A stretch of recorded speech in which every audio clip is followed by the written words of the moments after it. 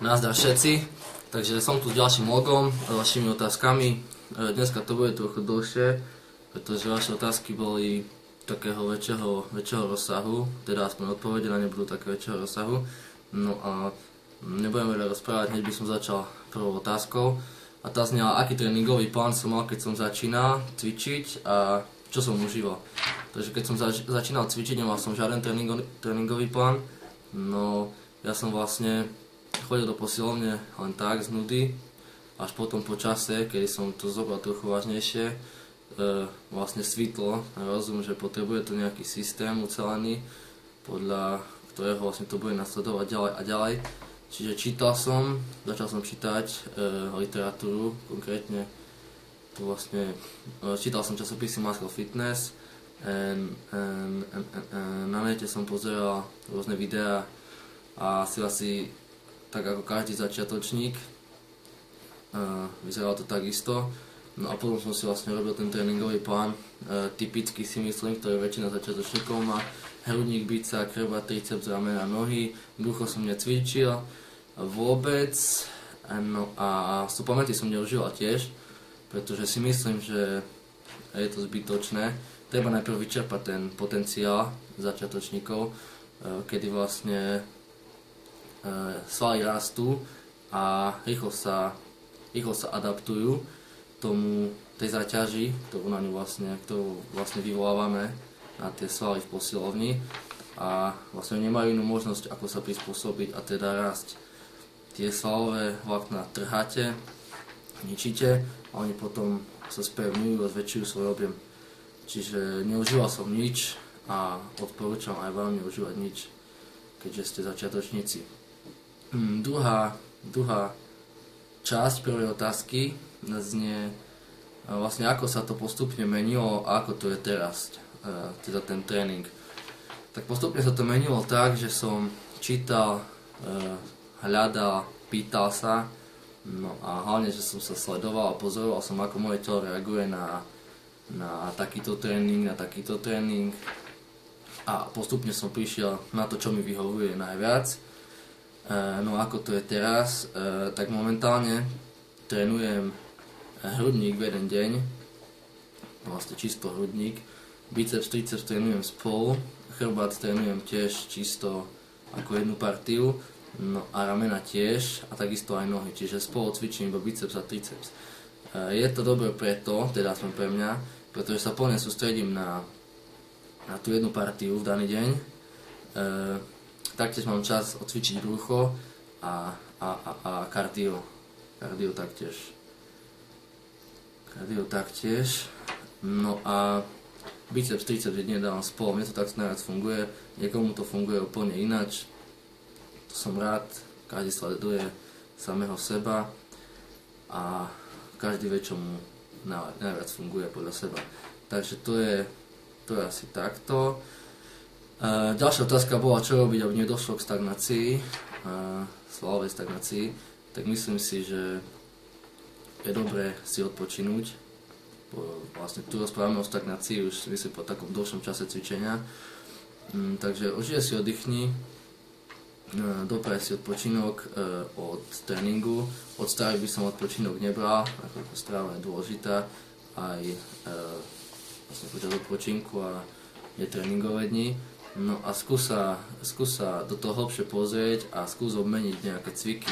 Po prípade zmeni celý tréning, vyskúšaj core tréning, keď máš problém s naberaním, ten sa osvedčil. Ja som ho osobne ešte nerobil, ale osvedčil sa u väčšiny ľudí, ktorí ho vyskúšali. Čiže ten core alebo to proste len celé obmenia ako cviky po rade a sleduj, čo sa bude diať. No, ďalej ste sa napýtali ja veľmi často, čo by som odporúčil ektomorfovi, endomorfovi a mezomorfovi, aké vidím rozdiely medzi nimi a podobne. Takže ektomorfovi by som povedal vlastne toľko, že vieme o nich to, že sú to vlastne také postavy alebo organizmy, ktoré vlastne majú úzke ramena, sú od prírody tenkí, tiež nejako nevynikajú silou, máte problém na nich nájsť čo len trošku tuku, máme problém s aktivitami rôznymi a tým myslím športovými, nevydržia toho veľa. Práve vám by som odporúčal trénovať s väčšími váhami, dopriať si prestávku medzi sériami, ľudne. Odpočínok taktiež je veľmi dôležitý, keď chcete naberať svalovú hmotu. No a vy ste známi tým, že máte rýchly metabolizmus, čiže kladol by som dôraz na sacharidy najmä, taktiež bielkoviny a tuky, hlavne tie sacharidy. Na kardio by som aj nepozeral, keďže chcete pribrať, pretože vy so svojím metabolizmom tam v tom kardio neprospeje jednoducho. No a asi takto nejako, určite by som povedal. Tréningu by som viacej ako hodinu nedával, stačí tá 1 hodinka bez kardia, dlhšie prestávky, väčšie váhy, že by ste vlastne nezaťažovali tie hlboké svaly, tie hlboké svalové vlákna. Potom endomorf, no endomorfovia, vy ste známi tým, že vlastne pozriete na jedlo a pribráte, čiže pozor tam na stravu, určite dávať treba pozor, jedzte menej sacharidov, taktiež masné jedlá, pozor, zvyšte príjem bielkovín radšej, aerobná aktivita, určite viacej kardia a nielen jedna aktivita, tak ako je cvičenie. Zabehajte si bicykel, si dajte a kľudne iné športy vyskúšajte. Čo sa týka tréningu, také intenzívnejšie by som povedal, krátšie prestávky, nech to vlastne v kuse vypaľujete. Vy sa nemáte čoho bať, keď schudnete, tak väčšinou schudnete len z toho tuku. No a čiže krátke prestávky, intenzívne, kľudne môžete super série a takte sa pozorujte a tak. No a posledný ostal ten mezomorf a mezomorfom neviem, čo by som ani odporúčil, nakoľko oni sami asi dobre vedia, čo im je najlepšie, pretože vy sa vlastne vyznačujete tým, že máte od prírody široké ramena, úzky pás, či ste taká kulturistická postava, dalo by sa povedať. Prevažuje sval. V stráve, čo by som vás tak odporúčal, tak ľudne sacharidy môžete, bielkoviny taktiež, ale tie sacharidy vôbec, vyššie množstvo sacharidov by ho nemalo škodiť, naopak by ho malo prospieť. Kardio by som viacej ako 3-krát do týždňa nedával, pretože úbytok hmotnosti práve u vás môže dôjsť ku úbytku hmotnosti zo svalov. No, takže tak. A hlavne tí ektomorfovia, vy si tam dávajte pozor na to všetko, čo sa týka tréningu. Čiže ešte raz hovorím, dlhšie prestávky si dajte ektomorfovia. Dávajte si väčšiu záťaž, aby ste zaťažovali ten sval, tie hlboké svalové vlákna. Doprajte si odpočinok, pretože vtedy rastiete. Kvalitnú stravu, určite kvalitnú stravu na tú regeneráciu poškodených vlákien. No a z tých suplementov jedine vám by som odporúčal ten GNR, ktorý obsahuje vlastne veľa sacharidov a kalórií. Takže takto k tomu. Ďalšia otázka bola, aké by som odporúčil proteín, aký druh proteínu by som odporúčil a tak. Takže naopak som si také menšie poznámky. Poznáme také 4 základné druhy proteínov. Začnem vlastne taká známa je sušená servátka, ktorú môžete kúpiť aj bežne v rôznych obchodoch. Predáva sa väčšinou v polkilovom balení, stojí okolo, neviem, 3 eur, možno do 3 eur, viacej asi nie. No a ona sa často pridáva ku gainerom, ku rôznym sojovým proteínom a tak. Vyznačuje sa pomerne nižšou hodnotou alebo množstvom bielkovín. A k nej ešte by som povedal toľko, že ak ju nájdete v nejakom takom kvázi lepšom proteíne, tak to nie je lepší proteín, pretože do proteínov by som ju vôbec nepridával túto sušenú sladkú servátku, nakoľko obsahuje laktózu, pridáva sa do servátkových proteínov a nie v takom množstve, ako vlastne je sušená servátka sama o sebe. Veľa ľudí sa sťažuje na tú laktózovú intoleranciu, čo je vlastne nemajú schopnosť, alebo teda že nemajú schopnosť, ale nemajú enzym laktázu, ktorá štepí ten mliečny cukor a potom sú z toho rôzne problémy žalúdočné a tráviace a tak. Takže určite sa vyhnite, po prípade si kúpte lekári ten enzym laktázu, ale taktiež to podľa mňa nebude 100%. Ďalej by som povedal v tej servátke, že vyznačuje sa aj vyšším podielom tukov a teda keď ju nájdete v nejakom proteíne, tak viete tomu, že tomu výrobcovi nešlo o váš úspech, ale o jeho zisk skôr. No, teda nehovorím, že proteínové suplementy obsahujú, ale v takom by som povedal menšom množstve, v primárnom množstve, lepšie spracovanú. No, takže toľko k tej servátke by bolo. Potom tu máme servátkový koncentrát.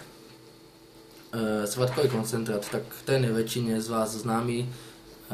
Myslím si, že väčšina z nás užíva tento servátkový koncentrát.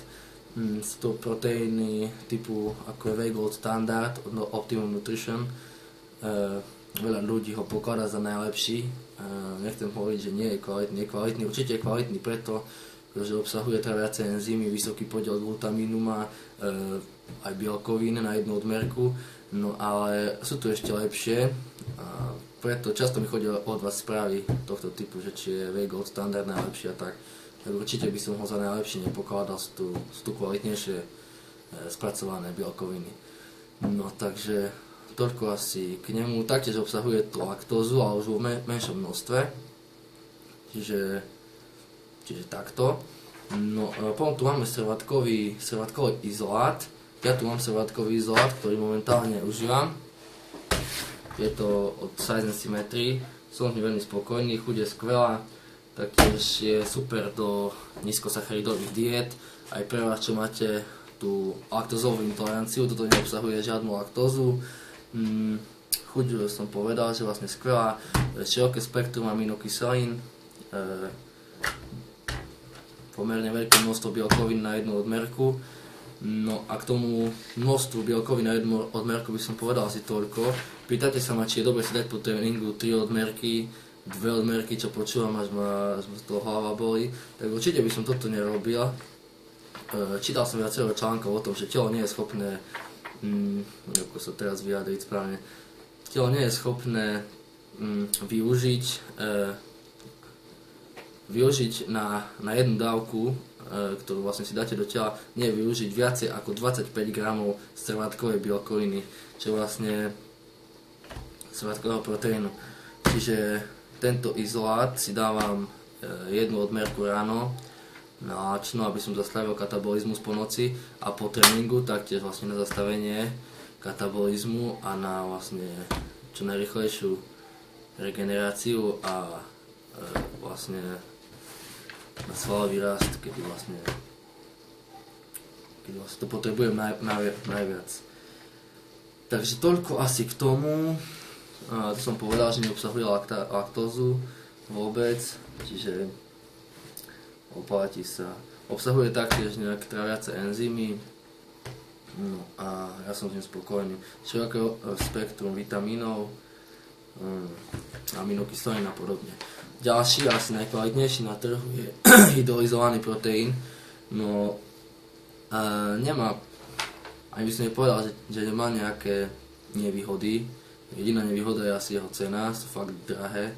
Tam môže kilo a pol stať aj 60 eur. No a oni sú dobre preto, lebo oni sú ako, dá sa povedať, že vlastne oni sú pripravené takým spôsobom, ktorý sa nazýva hydrolýza. A oni sú ako keby predstrávené, čiže vlastne telo ich dokáže o to rýchlejšie, už by som ani nepovedal, že stráviť, ale strebať. No a k ním by som povedal ešte toľko, že tie hydrolyzované proteíny oni sú teda chuťovo také horké a veľa ľudí sa sťažuje na ich horkosť a čím vlastne väčší stupeň tej hydrolýzy je vo výrobnom procese, tak tým je tá horkosť silnejšia a silnejšia. No ale si myslím, že podstata chuť nie je podstatná pri tomto. Podstata je ten účinok na organizmus a na svalový ráz, regeneráciu a takto. Takže toto by bolo k hydrolyzovanému proteínu. Neviem, čo by som k nemu ešte povedal, také zaujímavé.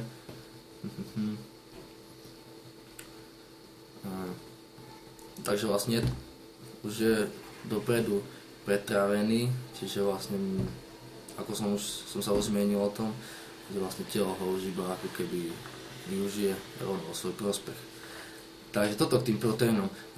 Teraz z tých 4 druhov proteínov, keď som povedal, čo ja by som odporučil, tak určite hydrolyzovaný proteín je fakt plus. A nakoľko si to väčšina z nás nemôže dovoliť, tak si myslím, že tie izoláty, servátkové a koncentráty nám úplne stačia a taktiež hrajú svoju úlohu veľmi dobre. No, takže to bude všetko z dnešného logu. Chcel by som ešte povedať takú vec, že rozhodol som sa natáčať aj z kuchyne nejaké veci. Veľa z vás mi píše, ako pripraviť proteínové palacinky. Si myslím, že na nete je toho plno a rôzne recepty. A tak ja vám robím videjko.